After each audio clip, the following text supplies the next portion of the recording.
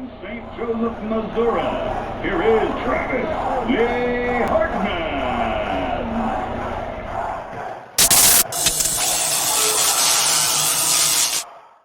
That is why we are doing a podcast. We have faces for radio, not for TV. I'm going to stop there before this really gets, it's really going to get discriminatory, I think, before we're... I would never do that. Of course not, because we love everybody. E-L-E. Everyone love everyone. This is going to be a good episode when we start with that. We usually end with it to try to get us feeling better. We're starting better, and we're just going to fall on our faces. We are. It's all downhill from here. It's all downhill from here for episode 39. Weighing in with Travis Hartman. Thank you so much for joining us. If you're hearing my voice, if you're seeing my bright, shiny face, I'm B-Money. That over there is Weekend Trav. Thank you so much for tuning in and subscribing. If you're not subscribing, you might as well, because we come to you once a week with this show. We also have some other stuff that we do. We just haven't done it in a little while, but we will. We will.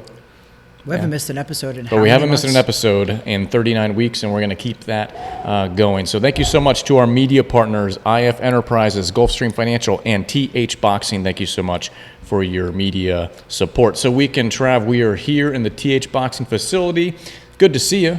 It's great to see you, sir. And I know you had a trip. We'll talk about that towards the latter part of the episode. Fantastic trip. So I'm glad that you came back in one piece. That actually is very thankful. Licking your wounds a little bit, probably? Yes. Chewing the crap out of that cigar? Okay. So this is the point of the show where I usually say, let's just get this out of the way. Okay. Let's take a look at what you're operating with. If you followed us last week, I know the audio feed's a little different, but the video feed, you see this. This is legitimate America. Last week he was wearing a onesie. I forgot it was like fireworks and stuff on it. This is pure on America. As of right now, we have 50 states and 50 stars on the flags, and I think there's probably 50 stars on this outfit, and there's a lot of stripes. It's a little extra. A little extra, but you know what? They needed some extra print on the cloth. All the flag haters out there would say that it's not proper to display the flag on your clothes. Well, it's just honestly, clothes, Weekend people. Trav, people just want to be upset at stuff. If it's not that, it's going to be something else. Sure. It's going to be, people weren't getting the vaccine, or, they're doing this or that. I don't care. How dare you? We haven't even talked boxing yet. It might take a minute. Last week, we finally talked about politics for a little bit, right? Mm-hmm. We started talking about shadow ban. We put something in the headline on the audio feed on Spotify and iTunes and everywhere, and then obviously YouTube and the video feed. And what a surprise. The numbers dropped quite dramatically week over week. Very dramatically. Huh. That's interesting. We went from like 10 viewers to 5. I'm just kidding. It's a little higher. It's a little higher than that. And by the way, our audio numbers are pretty decent too. So if you're tuning in for some reason and you just kind of hate our disgusting voices and appearance, our audio numbers look pretty good too, and you can't see those, buddy. So, anyways, we're good on Spotify. Oh, yeah. Check us out there. We're good on iTunes and everywhere else too. It's better for the video, because frankly, I mean, we have, like you mentioned earlier, we have faces for radio, anyways. Maybe that's why they don't want to see us on YouTube. But you look good. I look good. I got my Mike Perry shirt on. My buddy Mike Perry. Sporting your UFC friends. Absolutely. He's fighting in April, I believe. I got to check on the date. So I know he's doing well with his new baby, and his girlfriend's doing well. So shout out to Mike Perry, living it up down south. But this is mainly about boxing, not MMA. So let's jump into the boxing world. Weekend Trav. We got a couple of things to talk about. We're going to digest some news from Oscar De La Hoya in the middle part of the show. But I think up first, DAZN. DAZN's bringing it. They're bringing the heat every week, it seems like. So Weekend Trav, I'm going to toss it to you, and let's talk a little bit about what happened on DAZN over the weekend. For most people that don't know DAZN as well, DAZN they kind of took over and filled that void, which was HBO. HBO was the big dog of boxing. HBO had all of the big dogs. They had guys like Mike Tyson. They had guys like Floyd Mayweather. So HBO was the cream of the crop. When HBO decided to stop doing boxing, that's when DAZN blew up and kind of took over. And that's where now you have Anthony Joshua, heavyweight champion of the world. You have Canelo Alvarez.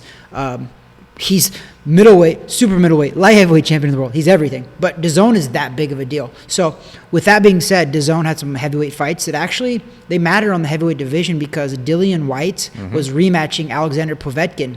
Dillian Whyte was winning the first fight. pretty handily, and ended up getting knocked out by an uppercut by Alexander Povetkin. Alexander Povetkin is no joke. This guy was a gold medalist. This guy, I believe he was heavyweight champion in the world at one time as well. So the guy's legit. They rematched last night, which was Saturday night on DAZN, and it was a great fight.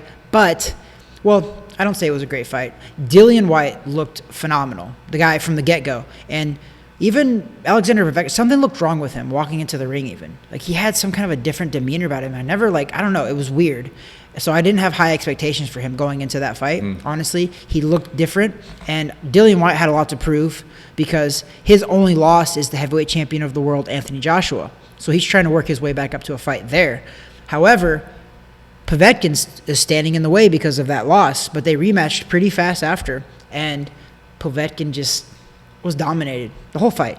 I think he was hurt in the first round, hurt consequently in the other rounds, and then finally Dillian Whyte finished him off, and I think the corner actually ended up throwing the towel in, but the referee was waving it off as well, and then I seen the towel fly in. Yeah. So it was all Dillian Whyte. And the cool thing about that is, too, that fight, Dillian Whyte, this is why boxing is a gentleman's sport, and people don't know what I mean by that. And what I mean by that is we do combat inside that ring, but when it's over, for most of us, for the true professionals, it's over. So in the middle of that fight, or not in the middle, but when the fight ended, Dillian Whyte saw Alexander Povetkin standing on his feet. The doctors were checking him out. Dillian Whyte went and got the stool from his corner, carried it over, set it down, and put it down for Alexander Povetkin to sit in. Then he took the water bottle from the coaches. Dillian Whyte's doing all this with gloves on, by the way. Took the water and was dumping it over him to try to cool him off and was giving it to him. It was like crazy. Actually, I've never seen that. Yeah. I've seen him act very, very, very kindly to their fighter, but Dillian Whyte went above and beyond. So I think that needs to be pointed out. The sportsmanship that Dillian Whyte showed after he'd knocked out and consequently beat Alexander Povetkin, he went over there like a gentleman, was gracious, one, for the opportunity to have a rematch because Povetkin knocked him out. Didn't necessarily have to rematch him, but he did. Yeah. Because that's what a true warrior does. And then it was so much love in that arena that it was crazy. I loved it, but most people don't understand that. It's something that you actually have to go through. I feel like when you do battle with somebody else, it's like ultimate respect. You respect that guy. Win or lose, you respect that guy. I think that's something that's so unique across other combat sports too, not just boxing, but MMA, kickboxing, things along those lines. Because, you mainly focus in on boxing, but I have a different background and have been getting into the boxing world. So that sportsmanship, I get it. There's a lead up in a lot of cases. You got to sell the fight. It's entertainment at first. It's entertainment as well, and there is bad blood at some cases. But how many times have you all seen or watched a fight that was bad blood heading in, but on the way out, there was nothing but just, listen, you both went to war. There's now a new respect. You might not still like the guy, or a gal if it's a female fight. We're not talking transgender, but we're going to talk female, or male. But the respect level enters the equation at that point. You both have gone through something together. No one else knows what that's like because it's only a two-person ship. So, hats off to them. I saw that after the match that he was seeking him out and they had traded shorts and all that sort of good stuff too. You know what? I didn't even see that part of it because I was pretty wore out. So after I seen that and the decision, I went to sleep. But you got Dillian Whyte now is the interim heavyweight WBC heavyweight champ. And so there's another name to throw into that heavyweight discussion overall. When you look at the grand scheme of things, not just Fury, not just Anthony Joshua, not just what's his name? Deontay Wilder. No, I forgot. Luis Ortiz. I forgot. Him. But Deontay Wilder, I guess he's still around somewhere. But you got another one now, Dillian Whyte. I mean, their names out there. And that guy can fight. Yeah. He can really fight. The guy has a lot of talent. He's very skilled. You look at him and you're like, oh, that guy just kind of looks strong. He looks kind of out of shape. But no, he knows what he's doing. He's put together well. He's put together. He knows how to fight. Yeah. So it's an interesting division starting to shape up to be.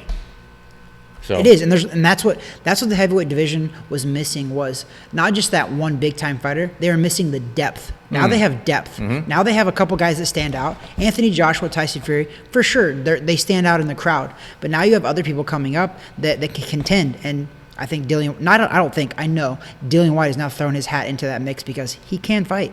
His only loss is to Anthony Joshua. He can fight like 100%. So it's fun to see that evolve now in the heavyweight division and continue to evolve and continue to get exciting. It's even more exciting now because we still have Tyson Fury, Anthony Joshua. We're guaranteed 2 fights with that. phenomenal.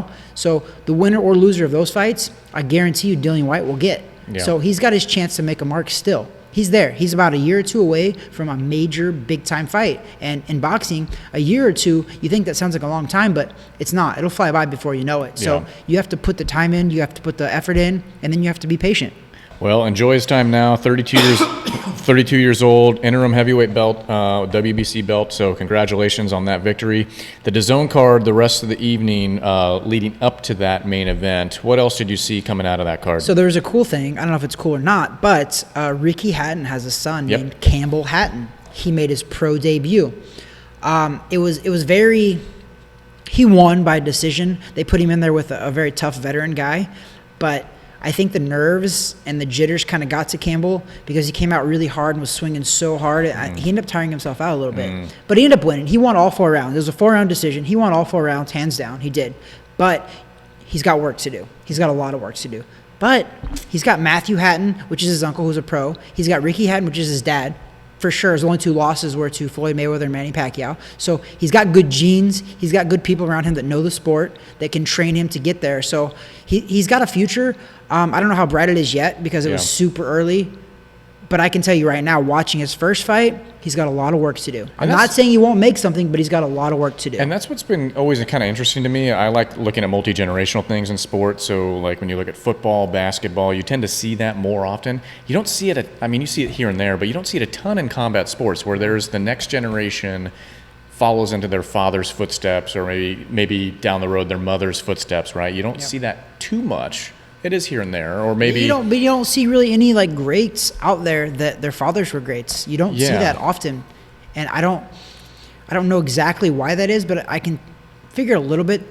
These guys aren't as hungry because if their dads were world champions or successful, these kids didn't have to have it as hard as they did. So Ricky Hatton probably had it a little harder, had a lot to prove. This kid's got a lot to prove, but he's also got that shadow to live up to, and that's where it's impossible. You see sometimes. him get involved in different elements, training, things along those lines. But I've always found it interesting. You don't see anyone stepping into the ring too much, saying, "Oh, my father did this. I'm going to do this." Yeah. So I've always found that a little interesting. Whereas in football, basketball, other kind of sports, and you even see it kind of crossover sometimes too. Oh yeah, I remember his dad. I watched his dad. He was an awesome cornerback or whatever else. Yeah. So that's always been kind of interesting for me. So that's cool to see another Hatton. Throw his hat in the ring. Good one. Hey. It's also really cool, too, because the thing about boxing was it would go up and down. The popularity would go up and down in the sport is because you see super popular guys and then you wouldn't have anything coming up. We were worried. When Floyd Mayweather kind of stopped, we're like, oh, my gosh, who's going to carry the reins after Floyd's gone? Because Floyd was huge, right? Well, we have Canelo Alvarez. We have the heavyweight division now, Tyson Fury, Anthony Joshua. And now I'm not saying that Campbell Hatton is going to carry that for sure. I'm not saying that. But we have a young crop of kids. Virgil Ortiz, welterweight, for sure. 22 years old. Ryan Garcia, 22, 23 years old. Yep. So this is what's really cool about boxing right now is we have these great fighters in Anthony Joshua, Canelo Alvarez, Tyson Fury up there. But now we have this young group coming up right behind them that is going to carry this sport for a long time. And that's what I love to see about boxing is we're not going to have a lull in boxing for a little bit. Boxing is one of the most oldest combat sports, and I believe boxing was even mentioned in the Bible. So the word boxing is mentioned in the Bible. So boxing has been around. It's very traditional, and this is why when people always tell me, speaking of UFC, back in about, I don't know, maybe 5, 6, 7 years ago, Dana White made the comment, I know he's walked it back now, he made the comment, UFC is going to eat boxing alive. He's going to make boxing go extinct. Well, guess what? He was wrong because boxing is more popular than UFC. There's more fighters going over from UFC to boxing to make that money. So UFC is phenomenal. I'm not talking any smack on it at all. Sure. All I'm saying is that Dana White was wrong. Yeah. He came out and said, and he's a businessman, so I know why he was doing it. It was very popular for a little bit, and it still is, but it's never going to be more popular, at least in the coming years, than boxing. Maybe way, way down the road, but with the people we have coming up and the current superstars and the crop coming up, we're going to be around for a long time. Boxing is. Yeah, I mean, when you look at a lot of those old disciplines like that, pugilisticness, or even like wrestling's been around. I'm talking like Ages. real wrestling has been around since Greco-Roman wrestling, since the Roman days, or since way back, even before that. I don't know. I'm not a historian, but it's inherent in our nature as human beings. We love to see combat. When it comes to, it's a stripped down version. It's not about the tools you got. It's not about the weapons you got. It's about man to man or woman to woman. Who's the best? Mano y mano. Who's the best that can take each other down? And if the discipline's boxing, great. It's all about what's going on up with your hands, and your footwork is different. If it's about cage fighting, UFC, MMA, that's different too. So that's like we talk about, when we talk about YouTube stars fighting MMA guys, we'll talk probably about that in a week or two. But if they were fighting in an actual MMA bout, you'd give it to the MMA guy. But you're going to go in a boxing ring where one guy has a little bit more experience fine-tuning boxing-wise than the other guy does. You got to give it to that guy. Yep. I don't care if you think it's ugly or if you think it's this or that. Come on. That's just odd. So anyways, so that was DAZN over the weekend. But they're really bringing it. If you don't have that app, download it. And I think it's like, I don't know, 10, 15, 20 bucks a month, something like that. It's a streaming service. And there are other sports on it. Yeah, they have everything. So check it out. DAZN is a great app. You're going to see great fights. And the cool thing about DAZN is why they're doing so well, there's no pay-per-view fights on DAZN. You never have to pay extra for the fights. You pay for that monthly streaming service, and you get to see all of the big fights. The Canelo Alvarez fights, the Anthony Joshua fights. There's so many great fighters that are fighting for Oscar De La Hoya because Golden Boy Promotions works with DAZN quite a bit, which is Oscar De La Hoya. So it's a great service. It's worth it. I buy it. And so that's DAZN, DAZN. You mentioned the name Oscar De La Hoya. So big news over this week, a couple days ago actually. Mm-hmm. Oscar De La Hoya announces in kind of a different fashion that he is coming back. He is fighting this summer. That's your boy. You love Oscar. Oscar loves you. He knows who you are. He remembered me. We met up with him in December, when we were in Dallas for Ashley Curry's fight and that one guy, Ryan Garcia, his fight. That one guy. So we had our meet-up with him. Oscar De La Hoya recognized the baby blue eyes over here across the table from me immediately. Might not be able to see them, but even with one of these restricting masks on, mine's out of my pocket. I thought I might mask. Good, no masks in here. Well, I wasn't sure. So let's talk about that. Oscar De La Hoya announcing that he is getting back in the ring. Yeah, I mean, I don't know how I feel about it to be fair, but Oscar, to be 100% fair, is one of my favorite fighters growing up as an amateur. So Oscar was in the Olympics, and they call him, his name's Golden Boy for a reason. He was the only boxer on the USA team that won a gold medal that year. I can't remember the year now. I'm 92. I can't remember the year. No, it was in the 90s for sure. I remember when he won it. But he won a gold medal, and I loved him. I wanted to mimic my style after him. I loved watching Oscar. Oscar's a Hall of Famer for sure. I don't know how I feel about him coming back, but so be it. I wish him the best. But Oscar made the announcement on Triller that he is coming back July 3rd. My birthday is July 2nd. This could be a cool little birthday party, and we can watch that fight. But it's on Triller. Oscar made the announcement with Snoop Dogg. They were doing, I think it was for the press. Matter of fact, I know it was. They were in Las Vegas. It was the press conference for Jake Paul versus Ben Askren, and Oscar De La Hoya was there, and him and Snoop Dogg were talking back and forth, which, by the way, how crazy is this that we're talking about boxing and we talk about Snoop Dogg? Snoop Dogg's involved. He's a part owner, I think, in Triller, and now he's like in on everything. Well, guess who else is going to be at the commentating booth for that fight, for that lineup? Who? Mario freaking Lopez. My favorite guy. AC Slater. We had a whole episode basically geared towards Mario Lopez, AC Slater, Saved by the Bell. If you haven't seen that, go back into our catalog. I don't know what number it was, but we've done 39 of these things so far. Yep. But we talked at length, ad nauseum, actually. I love Mario Lopez. Yeah. I love Mario Lopez, who he is, what he does, everything. Just doesn't mean the guy's a perfect guy because he's not. No one's perfect. No one's perfect. But I mean, I like him. The guy is he's pretty close. He's high up on my list for sure. Yeah, I mean, he's at the top of the mountain. He's a boxing guy. He's a boxing guy. So Oscar De La Hoya. He actually fights. He trains with he actually's been in the ring with Canelo. Yeah. Granted, Canelo wasn't going full force, but they sparred. It's pretty cool. Of course. Like Mario Lopez can fight a little bit. So Oscar De La Hoya, 92, that was the gold medal in Barcelona. I was right. So we're looking at summertime. It was July 3rd. July 3rd. One day after my birthday. And 4th of July weekend. Yep. So good choice. Who do you think? I know some names have been tossed up. Who are we thinking that might be in the opposite corner on that night? He called out Floyd Mayweather, and to be completely honest, I don't think it's that far-fetched because Floyd Mayweather was supposed to fight Logan Paul, and that fight's kind of fizzled out a little bit. And the next biggest fight, if Floyd Mayweather wanted to come back, and a fight that actually, they're both, older now, and they're both retired.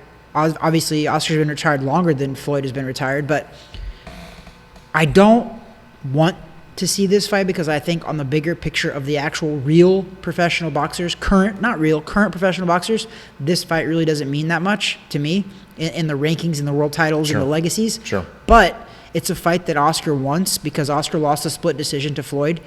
I did not score at a split decision. I thought Floyd won that fight pretty easily. But there's a lot of people who thought it was very close.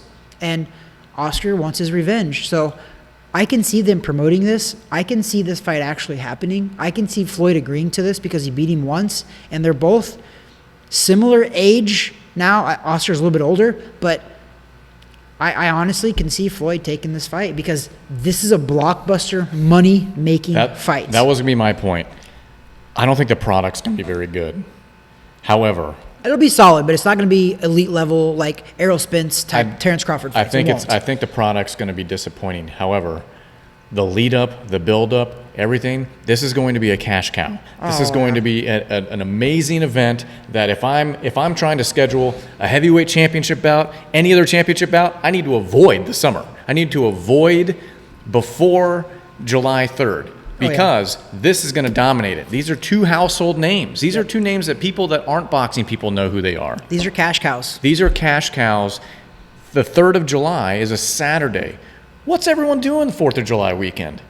Drinking, barbecuing, whatever. Turn the fight on. Depends on what state you're in, I guess. Similar to last 4th of July, which we're still standing here in Florida, by the way. If you're lucky, you can celebrate 4th of July with your family. Oh, yeah, if you're Did you know allowed, that? if our president allows us to. The president told us that. Unreal. You were very fortunate, and we could possibly spend it with our family. How anyone if you live in Florida, we've been spending a lot of holidays with our family. How anyone could spin those comments a different way, you're just refusing to acknowledge reality of what's going on up there. Anyways, the 3rd of July.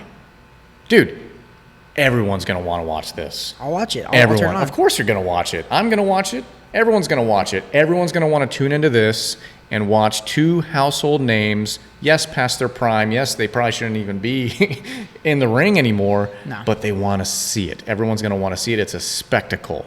It's a spectacle. It is, and it's like I said, it's not, in my opinion, it won't be that type of Terrence Crawford, Errol Spence type of fight, which is like two 30-year-olds in their prime going at it. It won't be but I don't think Floyd Mayweather's lost a lot. Obviously, he's a little bit older and he's retired, but he can still fight a little bit, obviously. And Oscar, you don't forget how to fight. The one thing is going to be, it depends on, I find it highly unlikely that Oscar's going to come out and fight a 10 or a 12 rounder right off the bat. But he might. The guy is, listen, at the end of the day, I say this all the time, but professional athletes that participate in singular sports, like the one-on-one, the mano-a-mano, we're a little delusional. We are. We just are. You have to be, though. That's the thing. You have to be a little egotistical, a little delusional, think that you can do anything. However, Father Time is undefeated, okay? That's the one thing that's undefeated, meaning you get old and you can't do that stuff anymore. Yeah, I mean, but what might help with this one is Father Time is equally at both of these guys. Yeah. And here's the thing. Money tends to help drive people into the right direction. Floyd will look at this and be like, oh, holy crap. And Oscar, for that matter, oh, that's a lot of money. They don't call Floyd Mayweather Money May for no reason. And so when we saw Oscar, yes, he wasn't in fighting shape, but he wasn't in bad shape when we saw him. No. He was slim. He looked okay. He's not some slouch off the street. So this is plenty of time. If they can, over 3 months. Both camps are actively talking. You know this because who's the other name that makes sense in that discussion against Oscar De La Hoya right now? Who? I've heard Manny Pacquiao be thrown around. No, Manny Pacquiao I think would eat his lunch. Yeah, so what's because the point? Manny's still active. Manny just beat an undefeated 30-year-old. So what would be the point? Yeah, money would be the point. But Oscar's, if he's smart, which I think he is, he's a smart businessman. If he's smart, he's not going to take on a current high-level pro because they will eat his lunch. And I love Oscar, but I'm telling you right now, if Oscar fights a Manny Pacquiao or Oscar fights a Canelo or a Triple G, because Oscar back in the day was calling out Triple G in them, he loses. Yeah. He 100% loses. I think he still loses to Floyd Mayweather, but maybe not. And that's the selling point, is because they're like, oh, Floyd's been out too. Yep. Who knows? And this is so much better for Floyd than a Jake Paul. Nothing against Jake Paul, but Logan Paul. Oh, sorry. Yes, we Logan get Paul. the brothers mixed. The That's brothers right. are tough. That's right. But But Logan Paul, nothing against Logan Paul, but come on. doesn't make sense. Doesn't make sense. First of all, weight classes are way different. Yep. Second of all, this is what people will want to see. Yeah. This is what's going to get money. It's more real. People are going to tune into this. Yep. So And that is interesting. I would, and it would be hard for me or anybody to be like, oh, this is a dumb fight. There's two has-beens. First of all, they are, but they're not washed up. They're not like technically that far gone. They're not. Are they? Is it Oscar De La Hoya world championship level Oscar De La Hoya? No. Is it Floyd Mayweather pound for pound best in the world? No. But those guys are still pretty high level. And last I checked, most all of us tuned in about 6 months ago. Gosh, it's been 6 months. Maybe less, 5 or 6 months, Yeah. and saw Mike Tyson and Roy Jones Jr. take a swipe at each other, right? Yep. And that was an exhibition, so maybe this could be an exhibition. I don't know, maybe.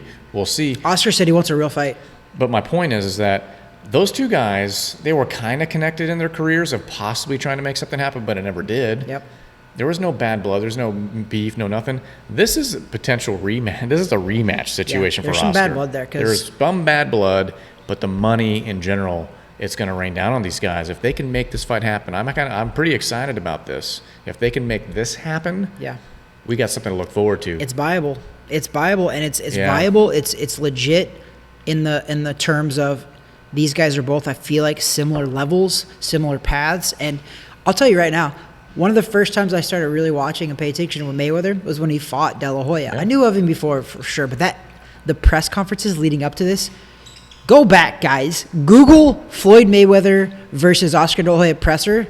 Oh my gosh, Floyd was hilarious. Yeah. Like, he was hilarious. He talked such mad trash. It was funny. It was like very entertaining, and that's what we want. At the end of the day, at the end of the day, the true boxing fans are going to watch boxing no matter what. Yeah. It's the new people that you can bring in. Same with this everybody. fight's going to bring in the new people. That is the same for any sport. That's why the Super Bowl has the best ratings of any other game that's played for the Super Bowl or for the NFL all season long. It's because you get the fringe fans, people that are watching for different reasons. the Super Bowl commercials, all of that. Yeah, so it's going to be the same thing here, where you got the boxing guys are going to tune in no matter what. I'll watch it. You're gonna watch it. We might talk crap on it, but we're going to watch it. Fine, and maybe we get hate the whole time leading up to it. I don't know. But you know what? We're all tuning in. There's going to be money behind it. Every sports media outlet's going to be covering it.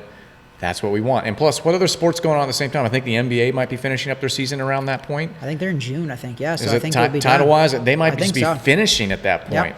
I mean, what's going to carry sports fans into NFL starting again? Yeah. Stuff like this. Yep. Stuff like this. So that is very interesting. Oscar De La Hoya, July 3rd, and we're thinking Probably on Triller as well. it's got to be Triller or DAZN. He announced it on Triller. I think he said he's that's- going to fight on Triller. Okay. Interesting stuff. So Oscar De La Hoya, your boy, who you fought a handful of times on a Golden Boy card. Yep. And so actually what I wanted to do in this latter part of the segment, Weekend Trav, is talk to you about that. Because I know there's been a few times on our episodes where I just kind of ask you about your career, things along those lines. It's been a while. It's been a minute. But It's been a hot minute. since we've been talking about Oscar De La Hoya, we're talking Golden Boy, I'm going to talk Weekend Trav. I'm going to talk Travis Hartman. And, one thing that I've kind of always been curious about, because we don't talk about this stuff. When we get together, we talk about what's going on, like life. We don't talk we don't talk about your career. We don't talk about that stuff. But I want people to know your upbringing. I want people to know kind of your career, the road you've taken. So one thing that came to mind is, you know what? I wonder what Travis Hartman's highlight of his professional career, what would that be if you were to think back at everything you've accomplished or everything you've been a part of? What's that one shining moment or milestone moment where you're like, this is it can't get much better than this? So I have two. One is, ironically enough, when I fought for Oscar De La Hoya, I fought Jorge Paez Jr. on HBO pay-per-view in Atlantic City, New Jersey.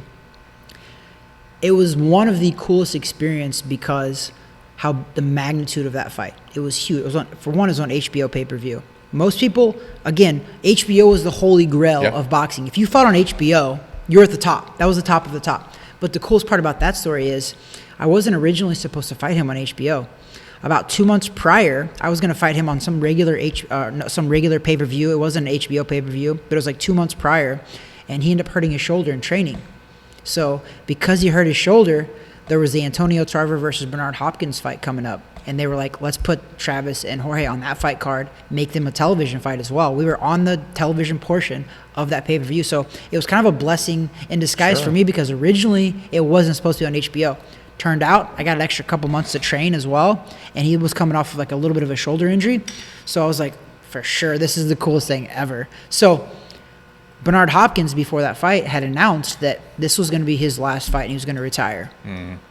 He ended up fighting 10 years later. Yeah. But that was supposed to be like a monumental episode. And the coolest part about that was Antonio Tarver had just got done, filming the Rocky movie. Yeah. The latest Rocky movie. Yeah. So the focus and the media attention on this fight on HBO pay-per-view was huge. I got to meet so many cool people. Michael Jordan was ringside. Allen Iverson was there. Queen Latifah was there. Damon Wayans was there. Dr. J was there. I know I'm missing some people there because that's been 10 plus years ago. I think it was 2006. 2006 or 2007, somewhere in that time frame is when I fought on that HBO card. It was the coolest thing ever. And that fight is on YouTube, actually. I fought really well. I fought my butt off. I lost the decision on points, but as soon as that fight got over, there's this guy named Sean Gibbons. He is the advisor now to Manny Pacquiao. Sean Gibbons, I'm not even exaggerating when I tell you this story. He'll repeat it. He'll tell it too. He jumped in the ring. As soon as the fight was over, the fourth round, the bell rang. He jumps in the ring. He comes over to me and my dad and our team. He was like, oh my God. He's like, this is the best I've ever seen you fight. And because I just fought a year prior, I fought Chavez Jr. and I lost. But I was really sick going into that fight. So that actually kind of helped me as well, because they saw me fight Chavez Jr. and they were like, okay, this is a perfect fight for Paez. He's 8-0, 9-0. He can beat Travis because we saw what he did against Chavez Jr. So that's why they picked me to fight him. And I get in there and I surprised them because nobody really believed me. I was like, dude, I was sick going into the Chavez Jr. fight. I lost 5 or 6 pounds. I was throwing up the night before. Yeah. I was stuck in my bedroom, had a fever, everything. And I still fought him.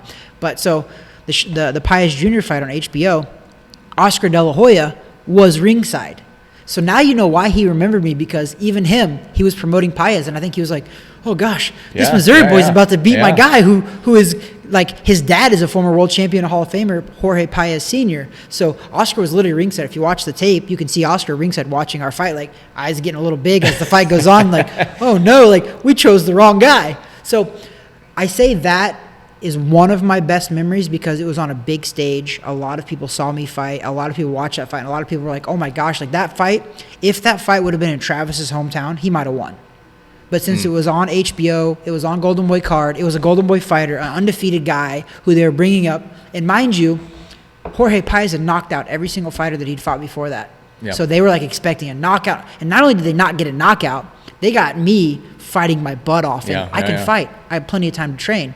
So it was cool because Emmanuel Stewart, Larry Merchant, all of those big-time HBO guys were commentating my fight, doing nothing but giving me compliments. After the first round, Emmanuel Stewart's like, wow, we got a live dog here. This guy's the underdog, but look out, this kid can fight. And they were talking so good about me, and I was just like, oh, I didn't know when I was fighting, but when I watched it later, you can look it up. They were talking so positive about me. So it was, overall, I lost, but it was a close fight. I got a lot of kudos for that fight. I can fight. You give me time to train, I can fight with the best in the world, hands down. And that's not even bragging, but I promise you, I can fight. And those guys saw it, and they were just like, wow. I mean, that's one hell of a story. I mean, compared to the typical story from some random high school football player that has the what if story and the close game. I almost won the state title. The close game for the conference, district runner-up game, whatever else. That's freaking incredible. You say you have 2 stories. What could even be in the same stratosphere? Because so far, what you told me, you laid the backdrop. You have all these people there. You're on HBO. You're on TV. You got these guys commentating. These guys that household names that used to Hall commentate. of Famers, man. Michael Buffer announced my fight. Which, if you're watching our video, even in the audio, you hear him. That's that fight, yep. You hear him say it in our opening for this podcast. That's Michael Buffer announcing me, yep. That is not some BS thing we put in. That's the actual fight. So that's real. What in the world could even come close to that? Well, so I've gotten to fight in a lot of cool places. Yeah. I've been all over the world, Denmark, Germany, France, Canada, everywhere. I fought everywhere. But Canada is one of the coolest places in the world? Well, there was a part of the places. Like, most people don't get to fight in that place. So I mentioned it. And Madison Square Garden in New York. I've gotten to fight in some really cool places, but that was my number one because of the experience and how I performed, all of that. But my number two is when I upset the guy. The guy's from Lebanon, I believe, Ahmad Shiko. He was like 16-2 or something. They called me on 11 days' notice. Mm-hmm. I was in Hawaii with Irina. I had a pair of gloves with me. Mm-hmm. No bag, no coach, no nothing. I was shadowboxing on a tennis court for this fight. I didn't spar one time. I didn't hit the mitts one time. I flew in for the fight 2 days before the fight. I land. We go to the press conference, and the next day we fight. And I was like a 10-1 underdog, like a massive underdog. And I knocked the guy out in the 5th round. And for me, it was just kind of solidified, like, my record is terrible. My pro record, it's not a good record. I went 156-13 as an amateur, and the pro wasn't as good. Obviously, I've had 45, 46 pro fights. But you see that across the board. It's not always if you have an awesome amateur career, you're also going to be an awesome pro, or vice versa. I think the the one sport is night and day compared to amateur to pro. Not everyone's a Lomachenko. Very right? true. There you go. So, and we know plenty of guys that are good professionals that had a terrible amateur career, right? Yep. And so if you're a gambling person, you should have bet on you that night, 10-1, right? Yeah. I should have bet on myself, and I'm not a betting man, as you guys know. I predict a lot of stuff right, but I never bet. But I should. I should have put a lot of money on myself that night because I would have won some money. Yeah. But I wasn't, and that's the thing about it all. This is also why it was my top. It's a tie. It's not number two. It's number one with my HBO fight. But the cool part about it is, and the most terrifying part about it was, this was the first time Irina ever came and watched me fight. That's right. So I was very, very nervous because I was like, honest to God, and I've told her this a couple days before we left to come, I almost told her not to come. Yeah. Because I was that worried, because I knew I wasn't prepared. 11 days of training, all I did was cardio. We got to talk about that. Maybe not today. Probably not today, actually. Maybe another episode. Just the dynamic between two professional athletes. You guys are engaged, getting married at some point very shortly. But what that dynamic is when you both are watching each other compete. What's going through your mind? And I actually want to pick her brain too. At some point, I want to interview her, maybe in this corner segment, and just talk to her about her experiences with you. And I think the general population that listens to us wants to hear that too as well. But just the dynamic. You get two professional athletes coming from two different sports, and what that's like in the house, when you're at the court, when she's watching you at the ring, kind of what that is. Yeah. That's an interesting dynamic that not every casual person out there or random person out there would have that experience, because most of us are just Joe Schmoes. We just go about our normal day. We're not a professional athlete. We've never fought across the world, winning record or not, and we have not experienced these things. So that's why I want to make sure that we're properly documenting this and giving you the props you deserve for all you've accomplished. But also Irina.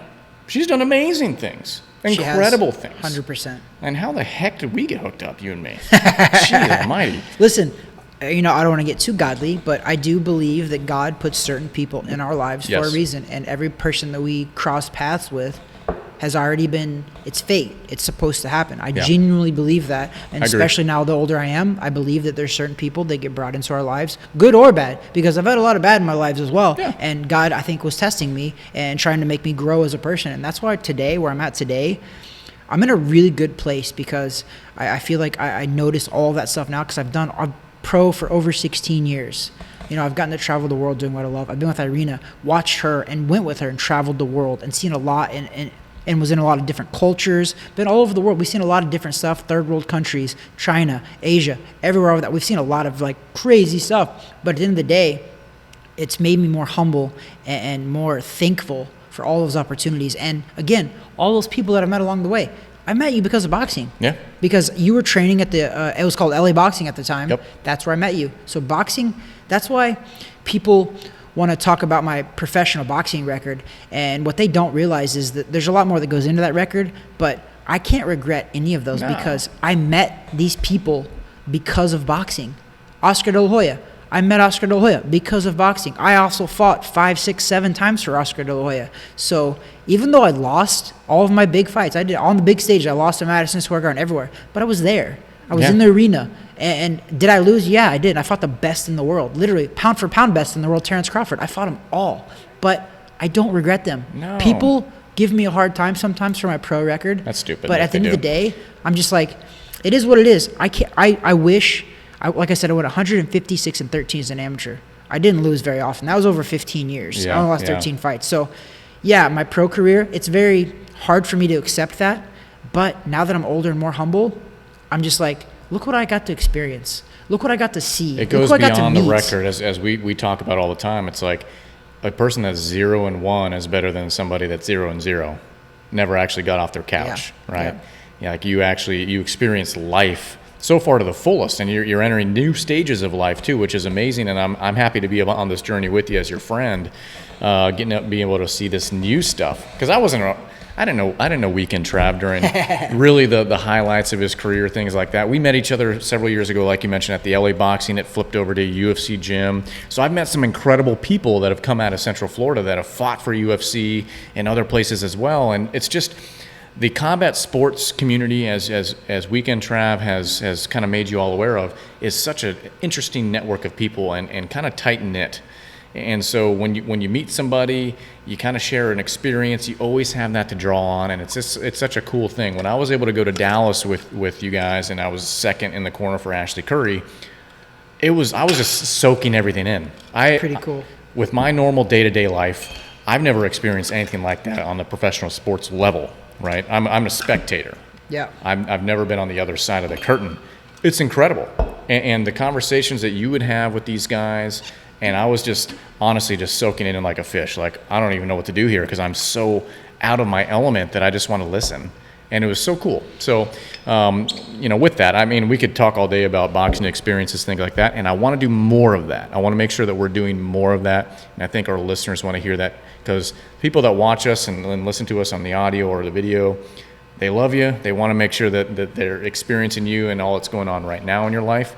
And then some of my people are watching me too. They want to see what I'm up to. Are, yeah. But anyways. I have a favorite quote that I want to give. Because we're just talking about critics and people that criticize like my pro career. Sure. There's this favorite quote that I have. It's not mine. It's Theodore Roosevelt said it. Yeah. And it's so perfect. It's not the critic who counts, not the man who points out how the strong man stumbles or where the doer of deeds could have done them better. The credit belongs to the man who is actually in the arena, whose face is marred by dust and sweat and blood, who strives valiantly, who errs, who comes up short again and again, because there's no effort without error and shortcomings, who does actually strive to the doer deeds, who does great enthusiasm, the great devotions, who spends himself in a worthy cause, who is best known in the end, the triumph of high achievement, and who at the worst, if he fails, at least he fails daring greatly, so that his place shall never be with those cold and timid souls who neither know victory nor defeat. Oof. And you made a good, and that's, you said a guy who was 0-1 or 0-0. The guy who was 0-0, he doesn't know victory nor defeat. The guy 0-1, at least at the very least, he knows defeat. Yeah. That's something that no man can experience unless they've been in that ring. And I literally, this is the best combat sports quote ever. And Theodore Roosevelt said it. And I believe he was actually a big boxing guy. But it's a great quote. And again, you know what? Did I lose a lot as a pro? I did. But there's no error without going for it, Well, and that's why I want to take it to a different level here. When we're just talking to the general population that listens to us, or our friends or family, whoever, as supporters, beyond your career, beyond anything I've done of sports and things like that, it's more encouraging. Like, listen, if you want to run that 5K, if you want to train for that marathon, if you want to lose weight, if you want to do these things, you got to take the first step. Yep. Take the first step. The first step is the most important step. And you know what? Sometimes that first step is failure. A lot of times, Most of the time it is. Most of the time is, and you learn. The whole point of failure, and I'm a big believer in you got to fail because that's how you learn and you grow and you get better as a human being. But especially on if you're training for a race or a run or something along those, I've done a ton 5Ks. I've done a ton of marathons, a ton of half marathons, and I don't always run the best race, but I learn stuff along the way. But you know what? I know I've done more than the person that can criticize from their couch on Facebook, like, oh, your time sucked. Yeah. Yeah, what was your time? Yeah. How fast were you to your fridge? How fast were you to criticize me on Facebook rather than experiencing the things that I did, putting that couple of hours of work on my feet and just the blood, sweat, and tears and goes into everything. I encourage those. If you need to take that first step into something that's going to be life-changing and a habit of sorts on the physical front, do it. Take the first step. Whatever that is, take it. My most favorite part of that whole thing is the quote where, and who at worst, if he fails, at least he fails while daring greatly. Exactly. Most people are too scared to take that step because, especially nowadays, they're too scared to take that step because of the ridicule they'll get on the internet or anywhere else. It's so silly. And at the end of the day, listen, I knew going into every single one of those fights, especially when I fought on TV, that I was putting myself in a position to fail in front of millions. Literally, the HBO pay-per-view card, millions watch that around the world. So I put myself in that position, but at the end of the day, my advice to anybody is, again, if you're going to fail, at least fail trying to do something great. But see, you make a good point because at a certain level, a certain point in your career, you know why they're bringing you in there. 100%. You know, they're not saying, hey, Travis Hartman or whoever, we're bringing you in here because we think you're going to beat the guy that's 8-0. No, We're trying to test him. They want to test him, okay? But they also want to make him look good if it's possible. So you understand that. We've had that conversation before. You've told me plenty of times in the past couple of fights you had, they didn't think I was going to go in there and win. That's why towards the end of my career, too, when I was fighting, not even the middle of it, when I was fighting guys like Keith Thurman or Terrence Crawford or the Paez's or those guys, I knew why they were bringing me in. And they knew strategically, they called me up on 5 days' notice to fight Keith Thurman. Kid was good. He was 9-0, 9 knockouts at the time, too. But they knew we can't give Travis a month or 2 months of training. Right. But he's got a name. He actually can fight. Whether he's in shape or not, he's going to get out there, and he's going to put up his best effort. And I did. Every time I put up my best effort at that time for the amount of training that I had. So it happens. So what I will say is go out there and put forth your best effort with whatever you're doing. Because you know what? Even if you fail at it, you were at the game. You were at the start line. You were wherever you were. At work, in your personal life, at home, you were there. You were making the effort. Even if it fails, you were making the effort and not sitting on the sidelines or sitting back on your couch like a chump on your phone thinking that you can be a social warrior of some sort. Yep. You were there putting forth the effort, even if you fail. And you know what? What's going to happen at some point? You're not going to fail. Yeah.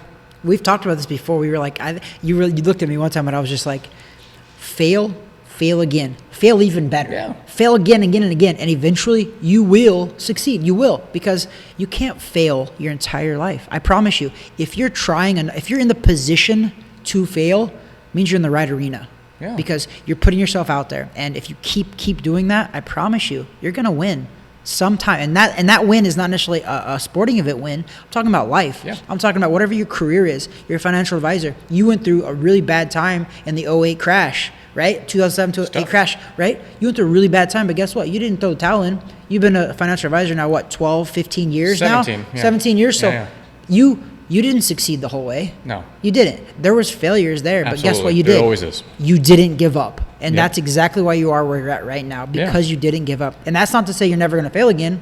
We're still growing every day. I expect at some point, because you know what, if you expect to always hit it right, or if you expect to always get things perfectly, then you're already setting yourself up for this failure anyways. Yeah. It's going to happen, but it's how you respond to it. How does the water respond to a rock being thrown in it? Does the water give up and go away? Does it retreat? No. It figures out how to engulf the rock, and it figures out the ripple effect of it, and how does it then continue to exist and coexist with the rock, with the adversity thrown in it. That's the same here. That's the same with what you do for a living now, what I do for a living, and even at home, right? And with everything. Everyday life. This is everyday life. This isn't just about sports. No. It's the funniest thing ever is they always say, they're like, A ship doesn't sink because of the water around it. It sinks when the water gets inside of it. Okay? So just keep pressing forward at all times. And listen, all of the distractions around you, they can't affect you unless you let it get inside of you. Right. And that's failure. When you let failure get to you and not knowing that failure is part of the process, that's when you will fail. Ultimately, you will. If you let the fact that when you go into an event, you're worried about failure, you're going to fail, for sure. You have to go into that knowing that failure is part of the process. Yeah. Okay? It's not the finality of it all. It's part of the process. And people, especially nowadays, it's called the popcorn syndrome, is where they want stuff now. Yep. That's when you are going to fail. When you think it's going to come now. I'm not saying go into a boxing match or go into your job expecting to fail right away. Don't expect to fail. You want to expect to succeed for sure. If you happen to fail, it's not the end of the line. It's only the end of the line when you quit. Never quit. If you never quit, you can never ultimately fail. Keep coming. Yeah. You want this job, go get it. Because what's interesting about life in general is that you might think you're trying to strive for this one goal or this job or whatever it might be, but God might have a different plan for you. But the whole time you're grinding towards this, doors are opening and closing at the same time, and you might end up somewhere completely different. And when you look backwards, you're like, oh my gosh, how did I get here? You didn't get here because you were just letting everything take over and failure take over. No, you kept pressing forward, and before you know it, maybe you're in a different job, a different role, a different part of the country or world, and you're like, this isn't where I set off to be. Yep. But this is where I am, and the journey's been awesome. Failures and not failures. So I think that's the best place for us to just put a bow on it. I don't know if that's how you actually tie a bow. I don't know. Billy blanks. So Weekend Trav. Final thoughts. I'm gonna leave you with that quote again. It's a mouthful. He who at the worst, if he fails, at least he fails while daring greatly. I like it. So, thank you for subscribing. Media partners, thank you so much. IF Enterprises, Gulfstream Financial, and TH Boxing. We always appreciate the media support. This is episode 39. I am just happy to be here with you. I'm happy to be at this table, and we talk about life. We talk about boxing, but it always expands out to other stuff. This is what I love about what we do on this podcast. So thank you so much for subscribing, and if you're not, just hit it. Just hit the subscribe button. Or if you're listening to us on iTunes or Spotify or anywhere else, just hit the little button. Really? Give us a like. Give us some feedback. Give us some feedback. Anyways, that there is Weekend Trav. That there is B Money, a.k.a. producer, a.k.a. amazing person. Wow. Thank you so much. God bless, and happy Palm Sunday.